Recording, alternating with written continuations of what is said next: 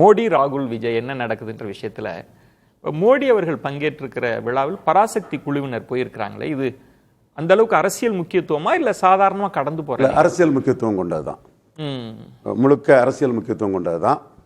இந்த அரசியல் முக்கியத்துவம்ங்கிறது தமிழ்நாட்டில் உள்ள சிவகார்த்தியன் விஜய் சண்டையை அல்லது காங்கிரஸுக்கு பார்கெனிங்க விஜய் ஏற்றக்கூடிய சண்டையை டெல்லிக்கு கொண்டு போயிருக்கிறாங்க. ஸோ இது இங்க ஒரு விஜய் சிவகார்த்திகேயன் ஃபைட் போயிட்டு இருக்குன்றீங்களா?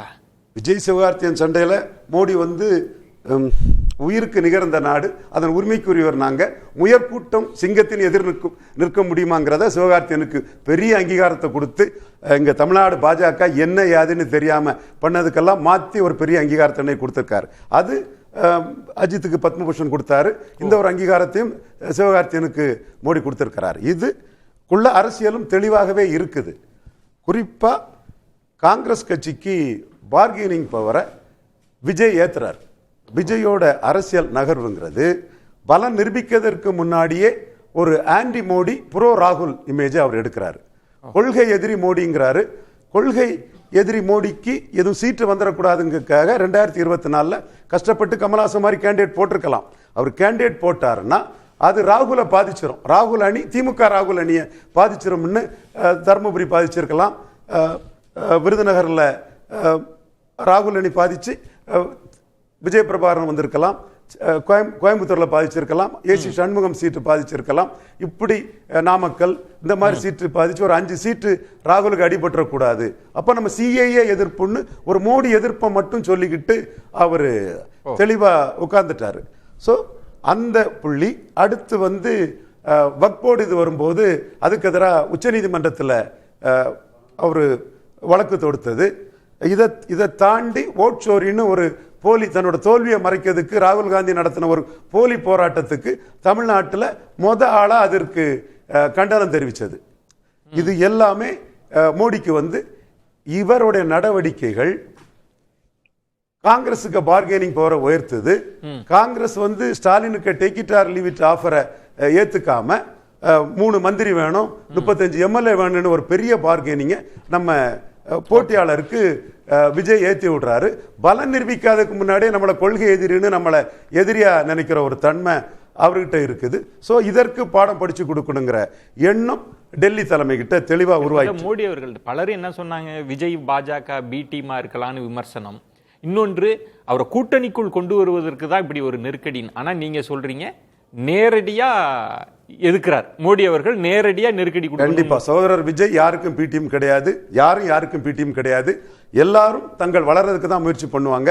அந்த வகையில் தான் வளர்றதுக்கு தான் அவர் ஒரு முயற்சி எடுத்தாரு. அதுல தப்பு இல்லை, அவர் பிடிஎம்மே கிடையாது. நான் இதை பலமுறை சொல்லியிருக்கிறேன். ஆனா அந்த முயற்சிங்கிறது மோடிக்கு எதிராட்டும் ராகுலுக்கு ஆதரவாட்டும் பல நிரூபிக்கிறதுக்கு முன்னாடி ஐயா சசிகலா நடராஜன் அம்மையார் அவங்க எடுத்தது மாதிரிப்பட்ட ஒரு தவறான வியூகமா போயிடுச்சு. நீங்க காங்கிரஸை வளர்த்து விடுவீங்க பார்கெயின் பவர்னா நான் எதுப்பேன்ற ஒரு கோணம் இருக்குன்றீங்க. இதுல பராசக்தி படம் அப்படின்றது வந்து கிட்டத்தட்ட திமுகவினர் கொண்டாடக்கூடிய ஒரு படமா இருக்கு. அது திமுக வரலாறு சொல்ற ஒரு படமா இருக்கு. அந்த வரலாற்றில் நடித்தவர்களுக்கு ஏன் அங்க முக்கியத்துவம் என்ன? பராசக்திக்கும் பிரதமருக்கு என்ன கனெக்ஷன்? மோடியை பொறுத்தவரை அதிமுக திமுக ஒண்ணுதான். அவருக்கு எதிரி ராகுல் காந்தி தான். காங்கிரஸை விட 10 ஜன்பாத் ராகுல் தான் அவருக்கு எதிரி. அந்த வகையில தான் வந்து Congress inclusive alliance BJP inclusive அலையன்ஸ்குள்ள சசிகலா அம்மையார் வர்றது காங்கிரஸ் பிடிக்குள்ள ஸ்டாலின் பெயரக்கூடாதுன்னு தான் மோடி 2021 முடிவெடுத்தாரு. அவருக்கு எதிரியான காங்கிரஸ் பிடிக்குள்ள ஸ்டாலின் போயிட்டாருன்னா அது காங்கிரஸ் 20 சீட்டு வாங்கிடுவாங்க, 10 சீட்டை. இங்க தமிழ்நாட்டுக்குள்ள திமுக அண்ணா திமுக எரிஞ்ச கட்சி எரியாத கட்சி, காமா பயில்வான் சோமா பயில்வான் தான் பண்ணிட்டு இருப்பாங்க. இந்த 2 பயில்வானும் மோடிக்கு ஒண்ணுதான். அதுல யார் காங்கிரஸ் கூட இருக்கிறாரோ அவர் எதிரி.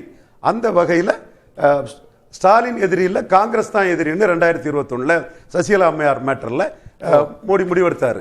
இப்பவும் காங்கிரஸ் பார்கெனிங்க இதே மாதிரி விஜய் கூட்டிட்டு இருந்தாருன்னா 2029 ஸ்டாலின் 20 எம்பி சீட்டு காங்கிரஸ் கொடுத்தாகணும். இன்னைக்கே வந்து ஒரு 20 எம்பி சீட்ல தான் இந்தியாவே முடிவாகுது.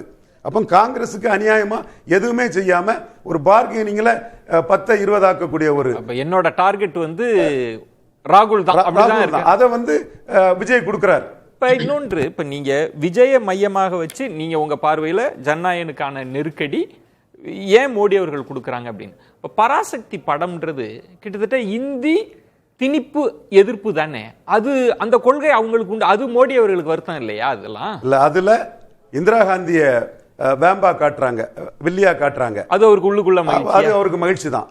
அதுல சுந்தரராய சோழன் ஒரு வலதுசாரி இளைஞர்கள்லாம் இப்போ அதை பண்ணி சிவகார்த்தியனும் மோடியும் பேசிட்டு இருக்கதை போட்டு சிவகார்த்தியன் சொல்ற மாதிரி ஜி அந்த இந்திரா காந்தி வில்லி கேரக்டர் நான் தான் வடிவமைச்சேன்னு சொல்ற மாதிரி கொண்டாடுறாங்க வலதுசாரி இளைஞர்கள்.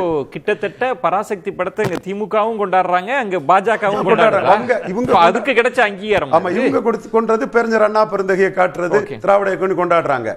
மோடிக்கு அன்னைக்கு அண்ணா பெருந்தகையும் வாஜ்பாயும் ஒரே லெவல்ல தான் இருந்தாங்க. இன்னைக்கு காங்கிரஸ் ஒன்னாதான் இருந்தாங்க. இன்னைக்கு ரெலவன்ஸ்ல அது குறியீடா கூட இருக்கலாம். காங்கிரஸ்ன்றது ஒரு குறியீடு. இன்னைக்கு அது பாஜகவையும் சேர்த்து தானே அந்த படம் அடிக்குது. அப்படிலாம் அவங்க பார்க்க மாட்டாங்க.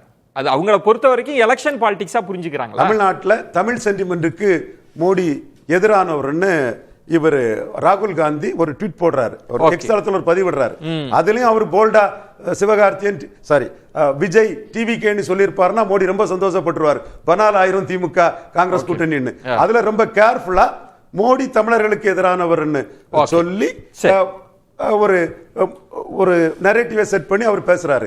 இல்ல நான் தமிழருக்கு எதிரானவும் இல்ல, தமிழர்களின் உயிர்நாடி பிரச்சனை நான் அந்த டீமை வந்து பாராட்டுறேன், வாழ்த்துறேன்னு மோடி ஒரு அரசியல் செய்தியை சொல்லியிருக்கார்.